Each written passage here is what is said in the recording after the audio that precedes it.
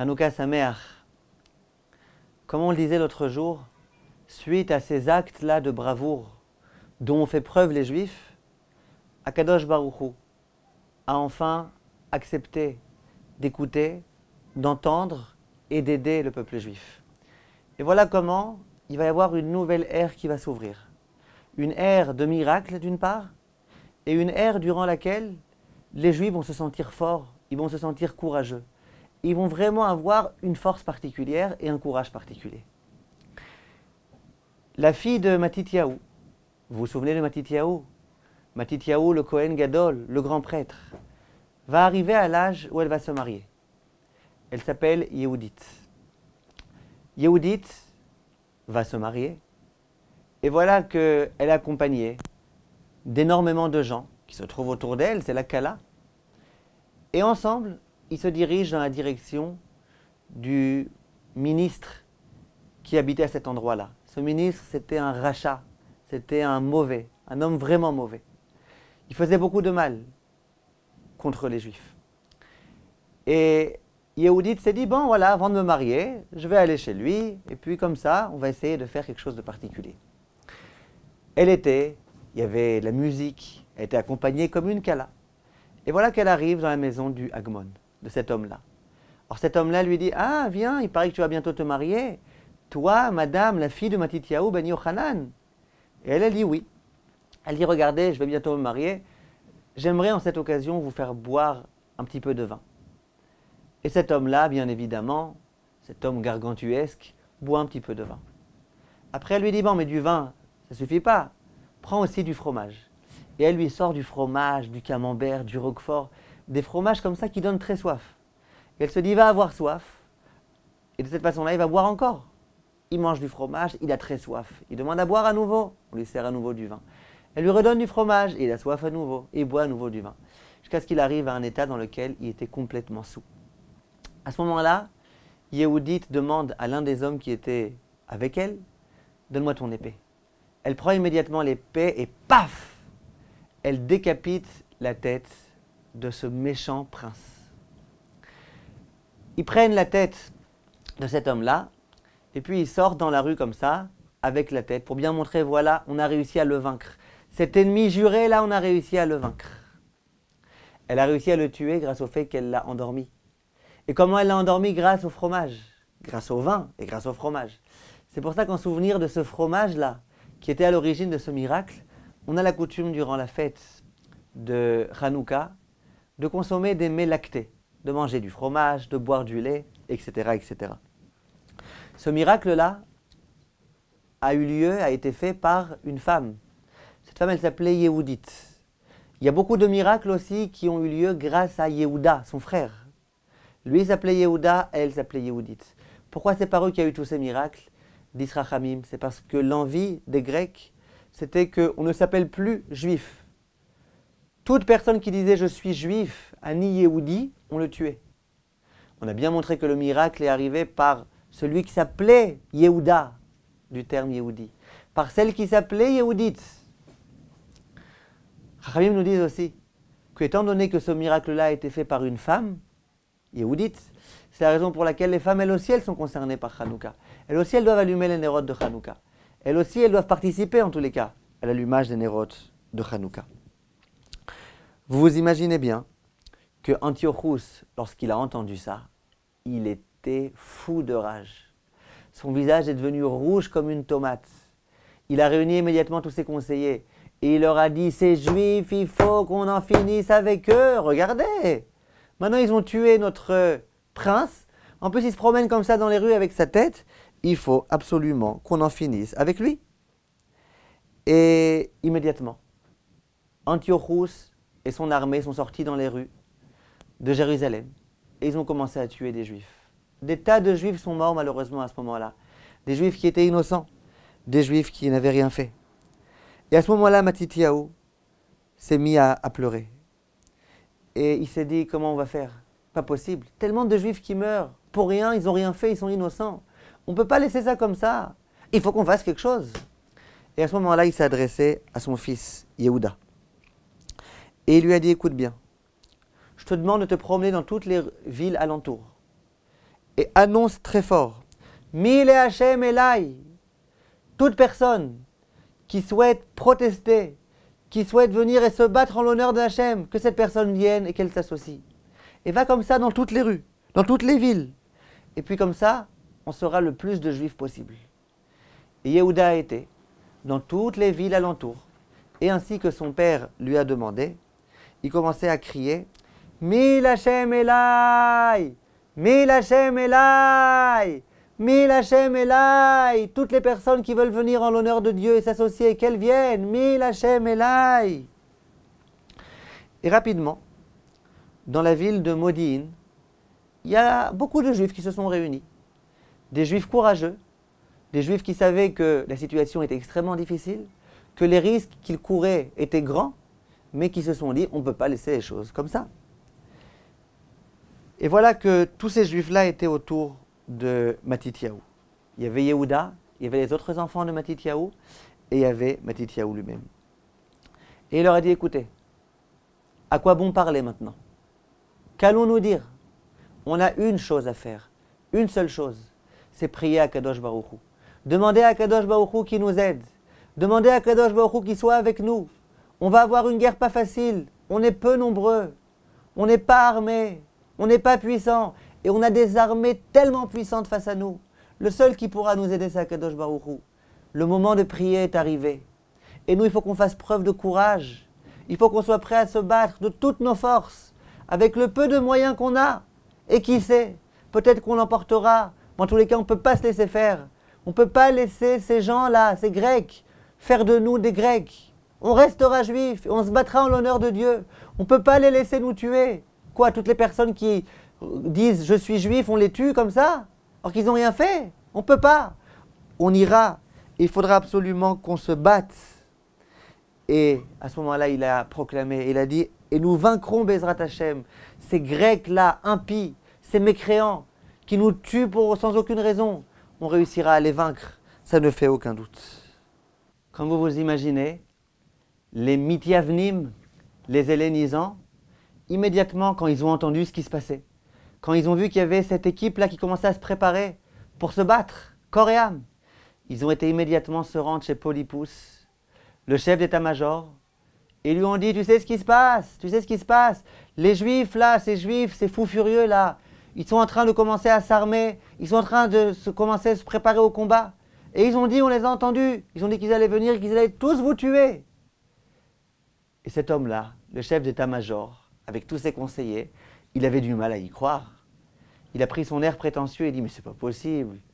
Ces juifs-là, qui sont pas puissants, qui sont une toute petite poignée d'hommes, qui ont souffert pendant tellement d'années, qui ont été pourchassés toute leur vie, non, ils vont venir se battre contre nous, nous qui sommes tellement puissants. Et puis il n'y croyait pas du tout. Et puis il était sûr qu'il allait réussir à vaincre. Et il dit, vous êtes sûr? Ouais, on est sûr, ils ont dit, ils vont tous vous tuer, ils vont faire tout, ils sont prêts même à mourir. Bah. Alors, immédiatement il dit, bon, on va aller voir. Et voilà comment cet homme-là sort avec toute son armée, des grands éléphants, des grands chevaux comme ça, imposants, très forts. Il sort et il se dirige dans la direction de la ville de Modi'in.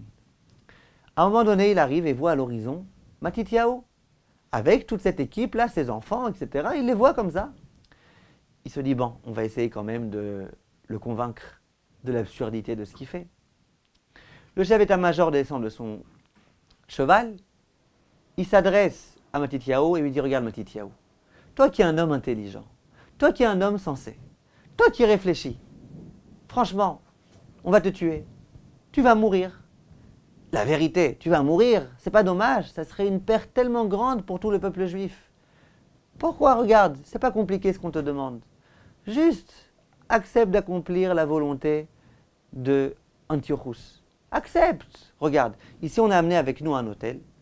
Prends du porc, tiens, voilà, ici tu as un beau porc, prends-le, et puis amène-le en sacrifice. C'est pas bien méchant, c'est pas bien grave. Et avec beaucoup d'autorité, Matityahu dit, Chasvé Shalom, je n'irai jamais à l'encontre de mon Dieu. Moi je suis juif et j'accomplirai la volonté de mon Dieu. Toi tu es un grec, accomplis la volonté de ton roi. Moi laisse-moi faire ce que je veux. Et puis ils sont comme ça en train de discuter. Et le chef d'état-major ne sait pas très bien quoi faire. D'un coup, il y a un Mityaven, ces fameux juifs là, qui avaient tout laissé tomber, qui se trouvent sur place, qui s'adresse au chef d'état-major et qui lui dit: mais pendant combien de temps vous pouvez supporter d'entendre ces juifs religieux parler comme ça? Pourquoi vous vous taisez? Pourquoi vous le laissez se comporter comme ça? Et immédiatement, il va prendre le porc et il va lui-même le sacrifier sur cet autel-là. Lorsque Matityahu va voir une telle chose, il ne pourra pas se laisser faire. Il ne pourra pas permettre une telle chose, une telle arrogance. Immédiatement, il va sortir son épée de sous ses vêtements, cette épée qui était cachée. Et il va aller immédiatement, et avec toute sa force, il va décapiter ce Mityaven-là. Il y a beaucoup de sang qui va couler à ce moment-là. Et puis, à ce moment-là, vous imaginez bien que les gens qui étaient autour, ils se sont dit: mais comment on va laisser Matityahu se comporter comme ça? Matityahu a pris son chauffard, et il a déclaré la guerre. Il a sonné très fort pour toutes les personnes qui étaient autour de lui.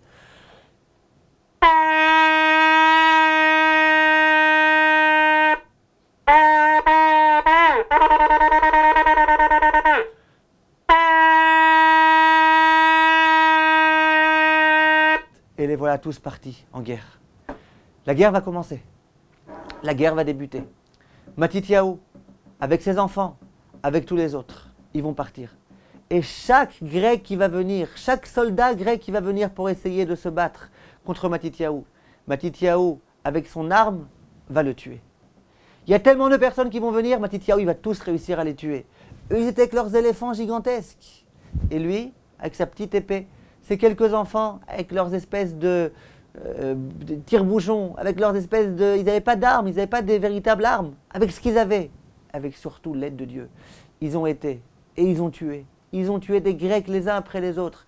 Et tous les Grecs qui mouraient, vous imaginez bien que les Grecs, eux, étaient armés. Ils laissaient leurs armes, ils étaient morts. Et les combattants Hashmonaïm ramassaient ces armes, les unes après les autres, en se disant peut-être qu'on en aura besoin pour les prochains combats. Et comme ça, ils ramassaient ces armes-là pour pouvoir se battre pour les prochains combats. Grâce à cette victoire-là, vous imaginez bien que les Grecs, ils ont commencé à avoir très peur. Et les Grecs qui n'avaient pas encore été tués, immédiatement quand ils entendaient qu'il y avait les Hashmonaïm qui arrivaient, ils s'enfuyaient.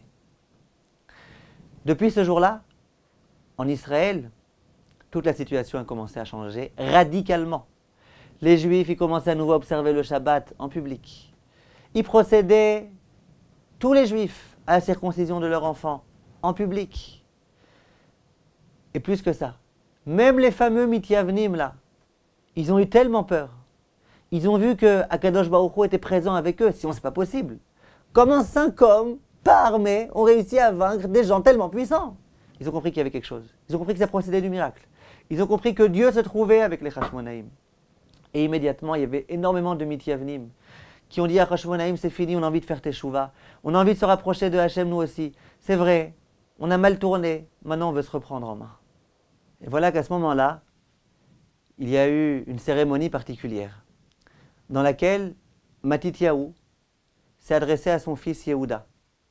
Et il a souhaité l'oindre et faire de lui le chef d'état-major, le Mashuach Milchama s'appelle, de l'armée de Hashmonaïm. Il a demandé qu'on lui amène de l'huile et il a oint son fils. Et il lui a dit: Yehuda, tu t'appelles Maccabi, Yehuda Maccabi, parce que tu es extrêmement puissant. Tu es un combattant extrêmement puissant. Hachem t'a donné une force particulière. Tu as un cœur comme le cœur du lion, qui n'a peur de personne, sauf de Akadosh Baruch Hu. Écoute bien, Yehuda, sers-toi de cette force que t'a donnée Akadosh Baruch Hu pour combattre contre les ennemis. Et sors, pars au combat, un combat supplémentaire, pour réussir à purifier tout Israël. Tous les ennemis qui se trouvent ici et là-bas, tous les ennemis, il faut qu'on les liquide tous, qu'on puisse enfin retrouver la tranquillité, comme elle était au début. À ce moment-là, une fois qu'il a fini d'oindre son fils, tout le peuple juif a sonné une Troua Gdola.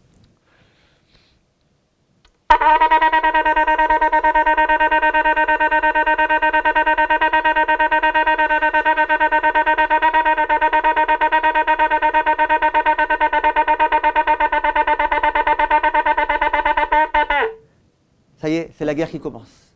La guerre qui commence, on va partir et on va réussir, Bezrat Hashem, à tous les tuer. L'écho est parvenu aux oreilles de Apollonios. Cet homme-là, c'était le chef d'état-major de l'armée grecque. Il était extrêmement puissant. Il avait des soldats extrêmement puissants. Et il s'est dit, ah, ces juifs-là, c'est vrai qu'ils ont fait des ravages, mais là, contre nous, ils ne pourront rien réussir à faire. Et il est en train de se préparer. Il prépare ses soldats, il s'habitue, il commence à faire quelques exercices, ils font un peu d'endurance, ils préparent leurs armes, tout comme il faut exactement. Et ils se disent maintenant, on va réussir, Bezrat Hashem, entre guillemets, à les tuer, ces Yevanim. On va en finir avec ces Yevanim. Et voilà qu'ils étaient en train de se préparer. Et alors qu'ils étaient en train de se préparer, ils n'étaient même pas encore complètement prêts. Il y a les Yevanim, il y a les Hashmonaïm, excusez-moi, qui étaient cachés, qui sortent de leur cache et qui commencent à tous les tuer. Tous. À un moment donné, Yehuda Maccabi aperçoit ce fameux chef d'état-major Apollonios.